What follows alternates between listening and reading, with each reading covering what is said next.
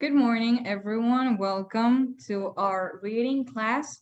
Today is Tuesday, sorry, October the 6th, 2020.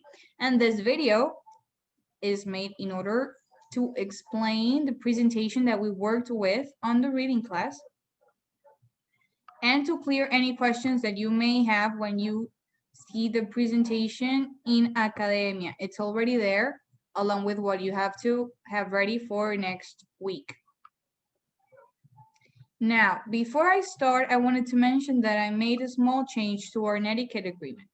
I've added an 8th point, which is do not interrupt while the teacher explains. I know that you are very eager to participate and that you may have questions, but remember that when I'm explaining something, when I'm showing you something on screen, I am concentrated in that specific task. And when you interrupt, it's first of all rude because I've told you to raise your hand and I will unmute you, but it makes me lose focus. It makes me lose my train of thought.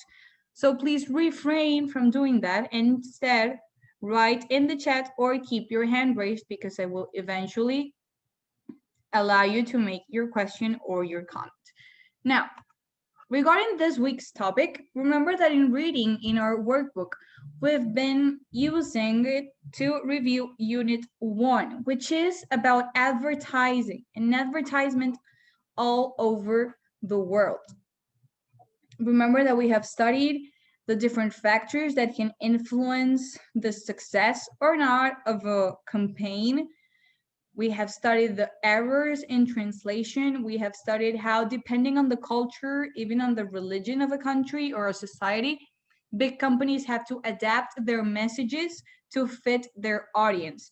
And today we will be reviewing another strategy that companies use in order to make their products known and successful. And it's the marketing mix. First of all, let's go to this scenario.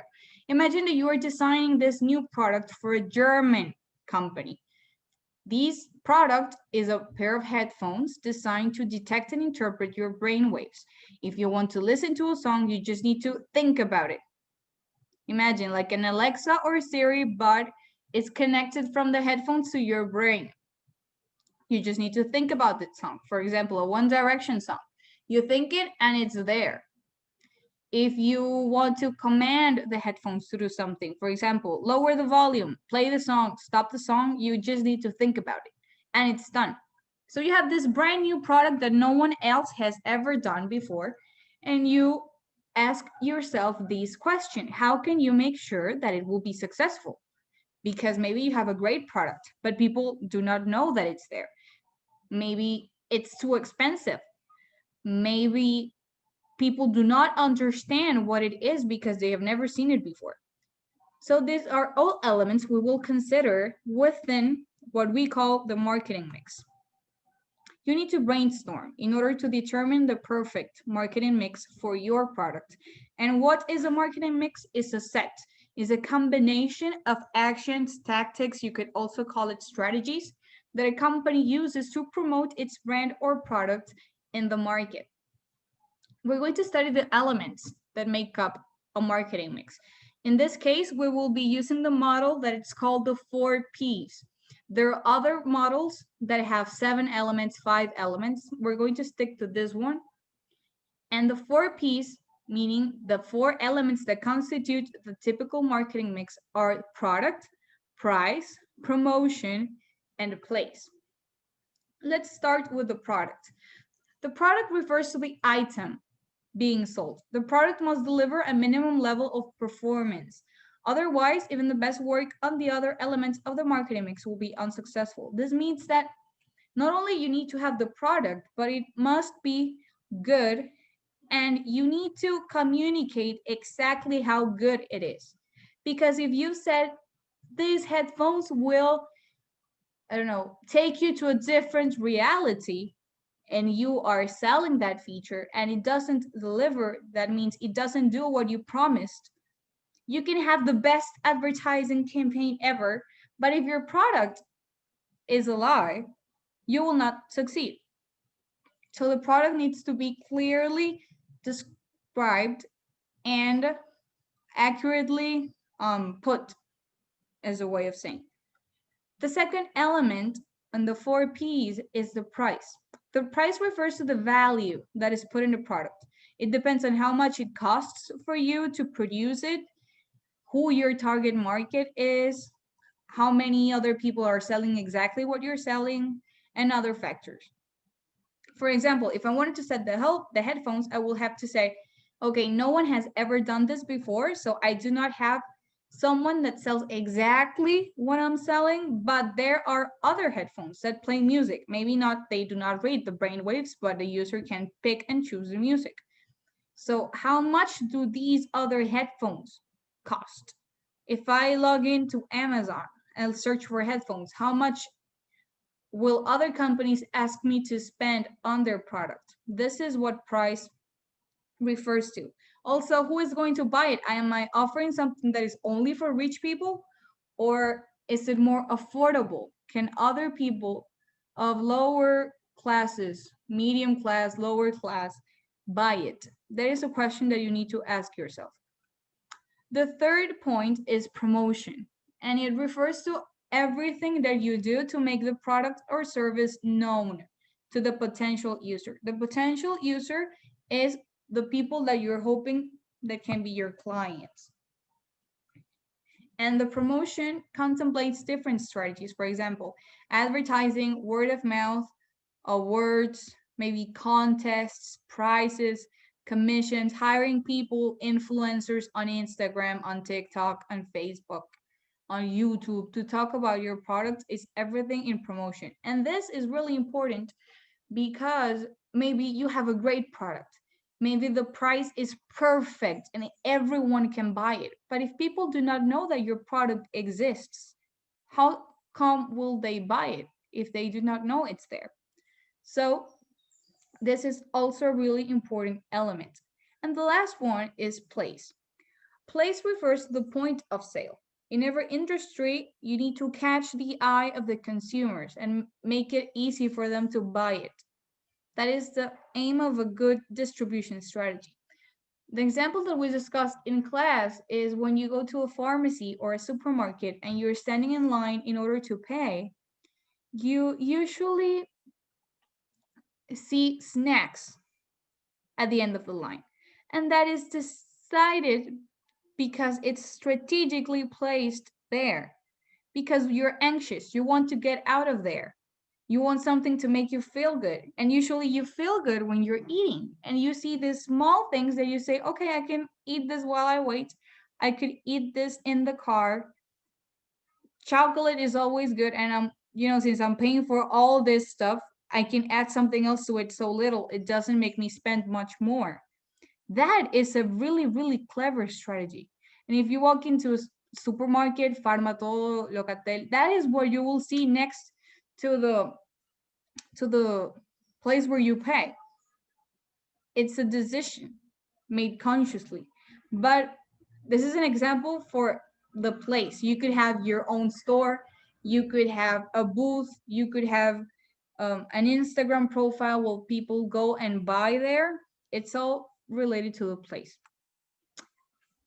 Why is the marketing mix important? Because all the elements influenced each other. If handled correctly, this means if you achieve the right balance, they can give you great success. But if you fail to handle even one, the business could take years to recover. The key is research. For example, when I mentioned the headphones, what do German people like in their products? How do they view publicity? Do they like people showing them how they would look with the product? Do they want commercials that make them feel good? You need to research. And it's important that you know that the 4 elements are important. If you have a great product with a great strategy with the wrong price, you can fail. If you have the right product, right price, right place, but no promotion, you will also fail. So you need to achieve the balance between the 4 of them. This is an example with the same headphones. For instance, this product, as we mentioned before, are headphones designed to detect and interpret your brain waves. Now, what are the benefits? What makes them different from the competition? That if you want to listen to a song, you just need to think about it. And it understands thought commands. The characteristics of the product itself is that they are made of plastic and titanium, and they allow you to listen without recharging the batteries for 20 hours. That is my concept of the product. That is what I want to sell. Now, how much do I sell it for? Remember that I said look for competitors. In this case, I say, okay, I do not have anyone selling headphones designed to detect and interpret my brainwaves, but I do have other people selling regular headphones. So I log in, for example, in order to do this presentation, I logged in into Amazon and I said, okay, how much does a pair of headphones cost? Beats, for instance, cost $135. Sony's headphones are much more expensive. They cost $348. And because my product is new, maybe people don't understand exactly what I am selling, and I do not want to overprice it. I want people to be able to buy it. So I say, okay, I'm going to charge $320 for my headphones because it's costly for me to produce them, but it's also within the range of someone who would buy Sony headphones. So that is what I do to set my price. When I go to the promotion area, I say, okay, I have to ask myself, how am I going to promote this? How are people going to find out that it exists? And I say, okay, first of all, I should create an Instagram and Facebook profile. Why? Because people spend a lot of time in social media. And if I get in there, maybe they will be attracted to the product when they see my account. So I do that. Then I say, okay, who are the people who use headphones regularly? Okay, people who like music, and also people who are into gaming, because they need to be into the game and they need to be able to listen to the game perfectly. So I say, okay, a lot of these people watch YouTube videos, not only because of the music videos, but because of gamer channels, gamer influencers. And I say, I'm going to place an ad in those videos because the people that I want to attract watch those videos. So I paid YouTube for an ad. And lastly, I say, I have this famous gamer that I admire, and I know he has 3 million followers on YouTube or on Instagram. So I contact him. I say, hey, I would be willing to give you a pair of my headphones if you would talk about them in your next video. And they agree. So that is a strategy. I am paying with my product, and in exchange, they are letting their audience know that they liked it and that they recommend it. So that is what I do in promotion. Where do I sell the headphones? That is related to place. Maybe I have my own web store, but I also want people to be able to log into Amazon and buy it. So I make a contract with Amazon and I go to, let's call it small companies who sell tech things. And I say, hey, I'm offering these headphones. They are new. They have all these benefits, these characteristics, and they agree. Now I have 3 places where I sell my stuff. I sell it on Amazon, in tech shops, or on web stores, in my own personal web store. So this is the place. We have covered the 4 between this slide and this slide, the 4 P's related to this product that I'm showing you. What do you have to do for next class? For next class, Tuesday the 13th, you need to have on a sheet of paper, it can also be on your computer, a Word document, either printed or available in your computer. You need to have a marketing mix for a product. What do you need to do? First of all, you need to specify what is your product, what is your service. Maybe it's a delivery service. That counts as well. Even though you're not selling anything, you're selling your service. I meant you're not selling a product, you're selling a service. You tell me there, my service is delivery. And my characteristics and my benefits is that it takes me half an hour to get to your house, and you can pay me in whatever, however you want me, however you can pay. I don't know, maybe my benefit is that your things come in a specially sanitized compartment where we are absolutely sure that there's no coronavirus. That can be a benefit. And you have to specify that there. Now you have your price. If I wanted to go with the delivery service, I would say, okay, who else is offering delivery services? How much do they charge? Depending on the area the person lives in, depending on if it's on a car, if it's a motorcycle. I would have to take into consideration that in order to price my product. You also need to specify promotion.